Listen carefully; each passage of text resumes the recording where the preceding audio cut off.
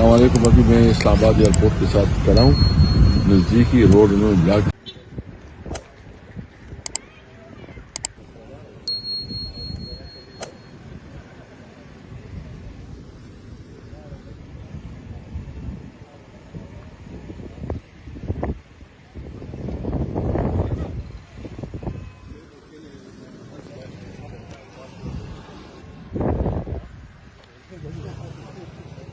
अस्सलाम वालेकुम जी, कैसे हैं आप सब लोग। उम्मीद करता हूँ आप ठीक होंगे, खैरियत से होंगे।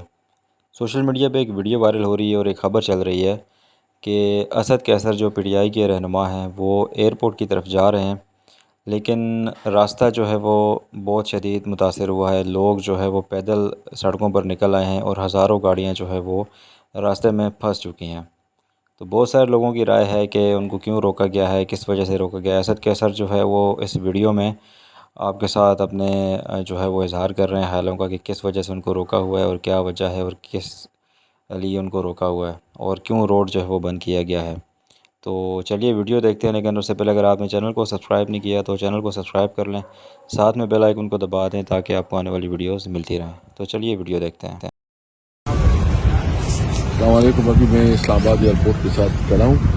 नज़दीकी रोड में ब्लॉक किया हुआ। हमारी फ्लाइट है 8:45 और उन्होंने रोड ब्लॉक किया हुआ है और पता नहीं क्या वजह है कि हम ये खड़े हैं और ये कोशिश कर रहे हैं कि हमारी फ्लाइट ही मिस हो।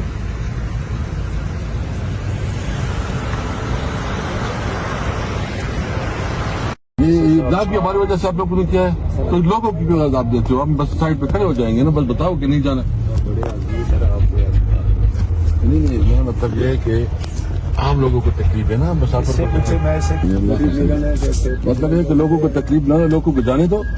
हम तो आपके आदि, लेकिन बाकी गाड़ियों को छोड़ो ना, आपको तो तकलीफ ना दो, लोगों को छोड़ो। गाड़ियां जान दो जरा साल